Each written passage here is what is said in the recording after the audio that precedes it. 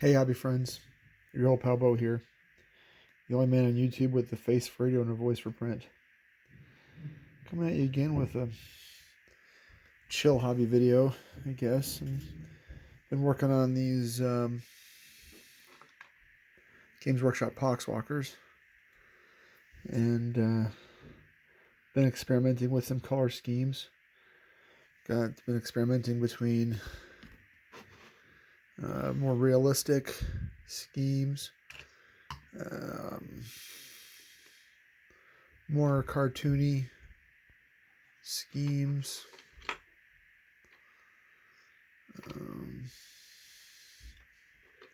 just trying different things, different tones, just trying to see what works.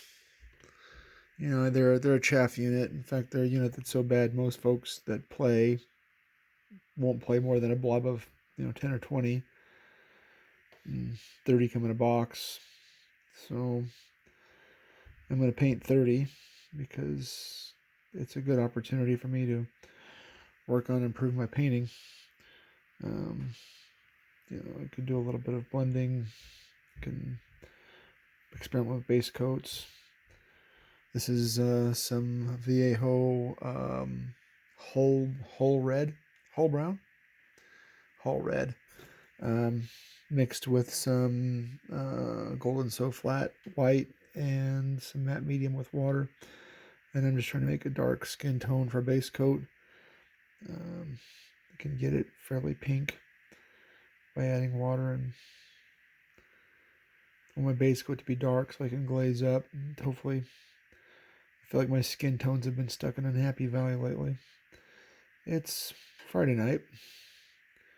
Normally I would be playing my Friday night GURPS game, but it fell apart. And so I'm going to paint a little bit instead and vent about stuff and things. Try not to bump my camera too much in the light. Adjust my magnifier a little bit. My eyes are so bad I have to use a magnifier. I want to be on camera, or at least in the mini on camera. This is one thin coat of it's either Viejo or Army Painter, and the coverage wasn't great on the first coat, so I'm putting on the second coat. I'm going to darken it down a bit. It's a little more of a ruddy pink. I don't want to lose any detail. These aren't super detailed minis, but they've got some good stuff I don't want to miss. There's lots of hidden maggots, and I hope everyone's doing really well. Kind of upset that my game didn't happen tonight. When you're the game master, your ego's in a really interesting spot because it's not about you, it's about the group, but it is about you because you're the one that's running the game, right? You're the table runner, you're the game master, you're the dungeon master, you're the referee, whatever they call that in 100 games. Well, you're the responsible one. You're the world builder. You're the shot caller. You're the guy that makes sure that things happen the way they're supposed to happen. And when people don't show up or people quit or whatever, it's hard not to take it personally. Let's make sure this guy's on camera. So again, this is, I'm just darkening him up a little bit. Let's make sure we're getting that. I don't know. I never know to do the videos right. It's like, is it going to reverse the camera? Is it gonna be right? You have to let me know in the comments. Yeah, in this 21st century, these 2000s, if you can still find people that will actually play role-playing games, you've already found a rare breed, especially in this post-COVID post Stranger Things, post Critical Role world that we're living in. I know some folks thinking that the game world might swing back to being less trendy, more nerdy, more that's it, more nerdy, more indie, more punk rock. If you've been watching OGGM's videos, he's been talking about that lately in his Anything But Wizards videos, and I've been really enjoying those lately. It's a great time to be talking about anything but wizards.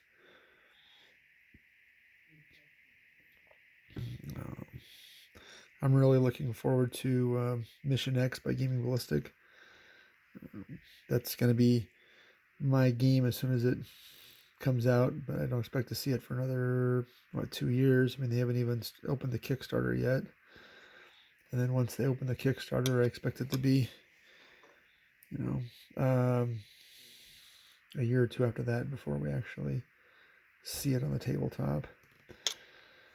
But if you like science fiction, and I love science fiction, I plan on backing it for at least one copy, plus all of the add-ons, stretch goals, and everything I can get.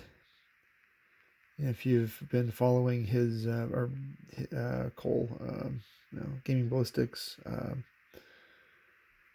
Dungeon Fantasy games, their Dungeon Fantasy bestiaries are probably among the very nicest RPG books I've ever seen in any genre.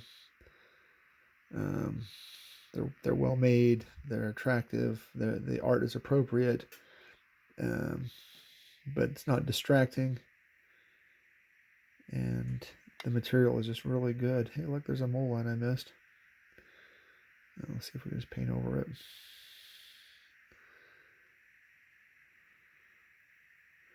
This ended up being lighter than the last base coat. Oh well. There are no mistakes, only happy accidents.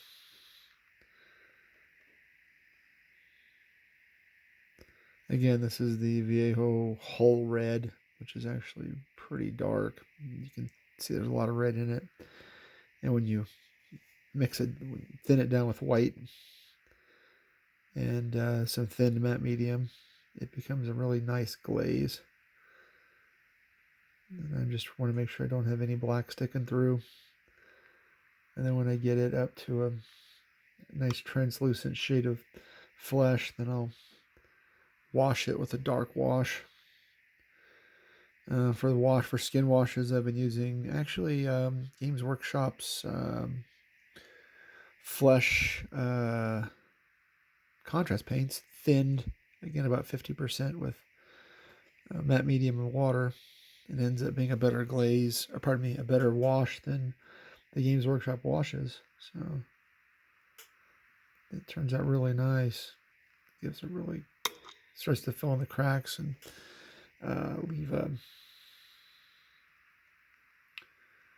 leave the recesses dark, and then you can go over it with your highlights after that.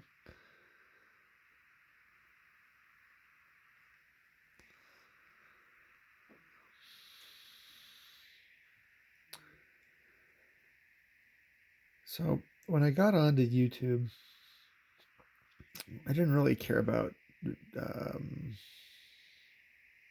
views, likes, clicks. I knew I was never going to make any money. Don't really have the resources for it, and I don't make nice thumbnails, and I don't get drawn a lot of traffic. But I was hoping to do is lend some gravitas when I get in streams and comment sections and whatnot. And what I was really hoping for was that I would meet people that would want to play games. They'd want to talk about hobbying, miniature games experience, miniature experience, and crafting and whatnot. And I think that at least my videos have improved ever so slightly.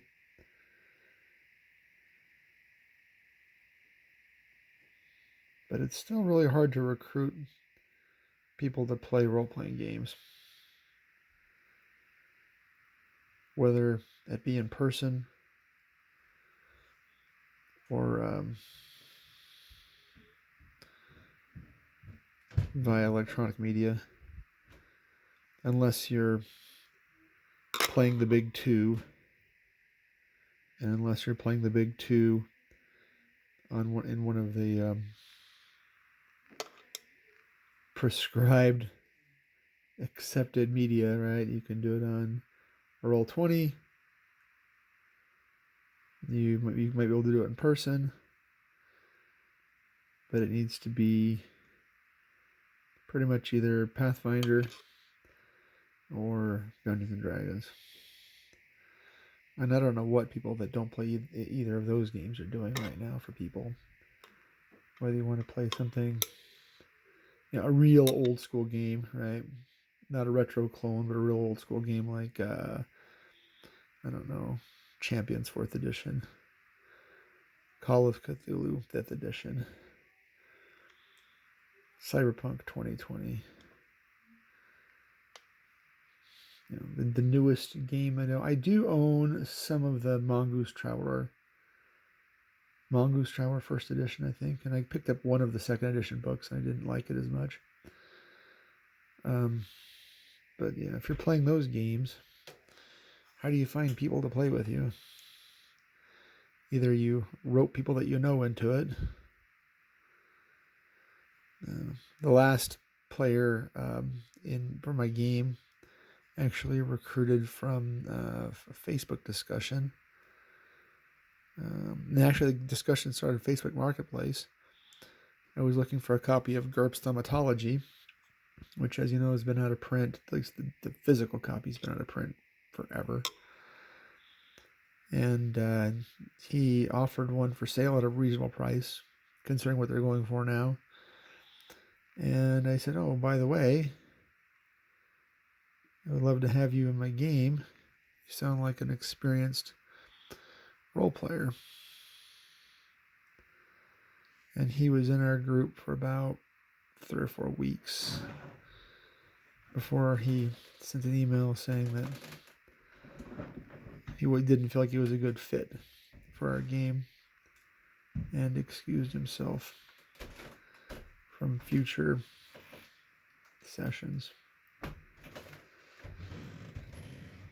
And that's almost as bad of an experience as having somebody not show up. And at least when he didn't show up, he said he didn't feel like he was a good fit. And so I think we left maybe with some mutual respect. I didn't try to talk him into it.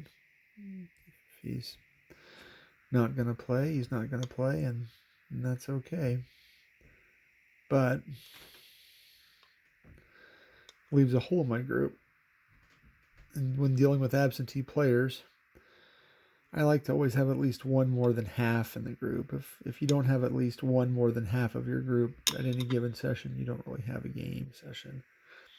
Maybe if you had 12 players and 5 didn't show up or 6 didn't show up, you'd still have a session. But most groups now are like, 4 or 5 players.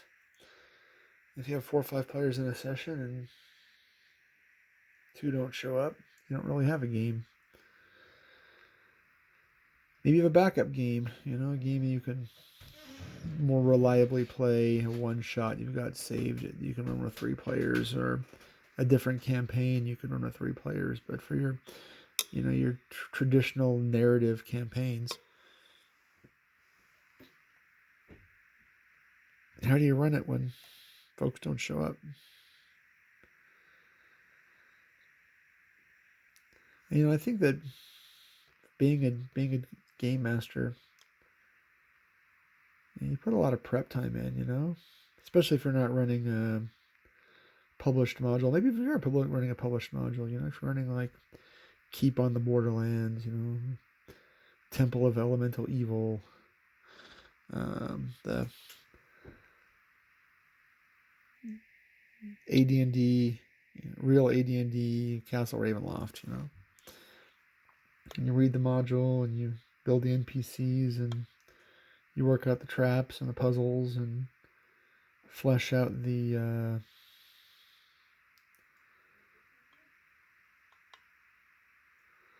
all the monsters and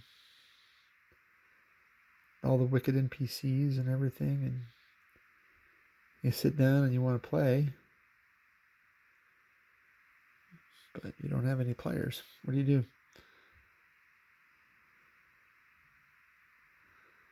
All right.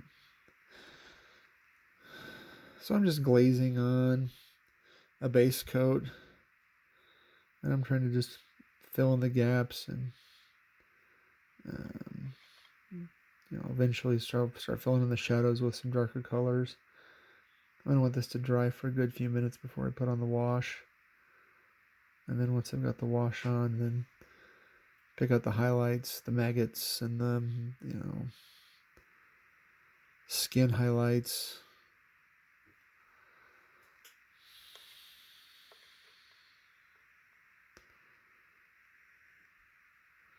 So let me know what you think, if you please. You can reply in the comments, or you can email me at bowpaintsminis@gmail.com. You can find me on Discord or Instagram at bowpaintsminis. I'm really interested in how you deal with, if you feel like a failure, how to deal with the absentee crowd. Do you feel discouraged? Do you feel disappointed?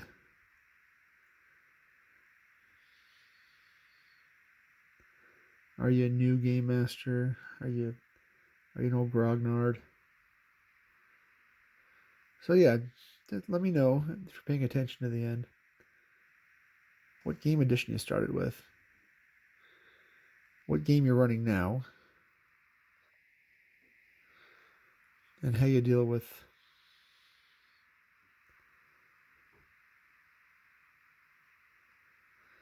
and I don't mean one player, I mean like half your group. If half your group doesn't show up on any given session night, on any given Friday, on any given Saturday,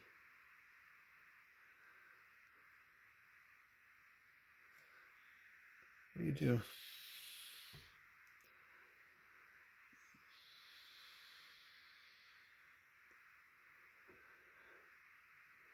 Yes, because it's a although you think it's kind of a buyer's market for game masters, there's tons of people out there that are looking for games.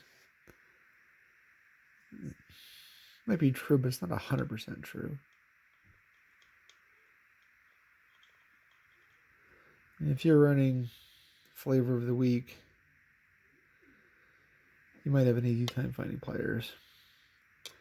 But if you're playing one of those, quote unquote harder RPGs, the one that's not baby cakes, as my mentor,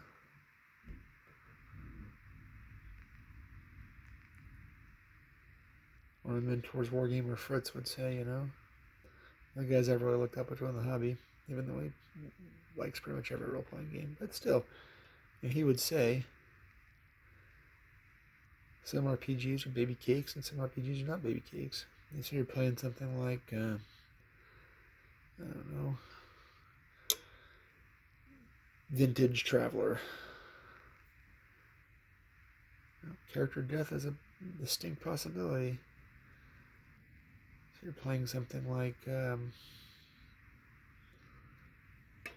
Call of Cthulhu 5th edition, or GURPS 3rd edition, or even 4th edition, really. There's not much difference between 3rd and 4th points. That's about it. But mechanically, if you get shot with a 45 and you're not wearing sci-fi body armor, there's a pretty good chance you can die from that wound. Funny that. So if you want to run one of those games, a game that's not Pathfinder or any of the 100,001 D&D variants, whether it's OSC, AD&D, 2E AD&D, D&D, D&D 3, D&D 3.5, D&D 4, D&D 5, D&D 2024.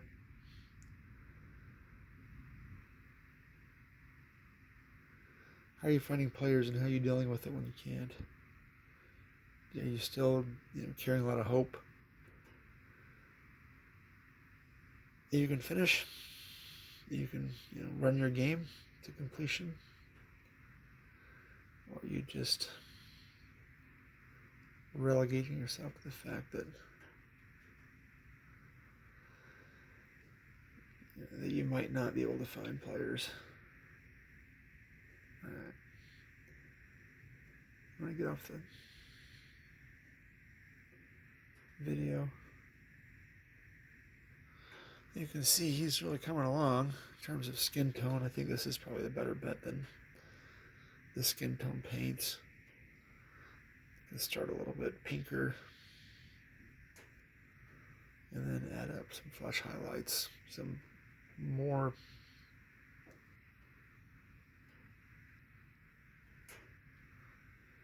maybe get him out of uncanny valley a little bit. Alright, people. Thanks for my event. Thanks for my rant. I hope to talk to you again real soon. Peace.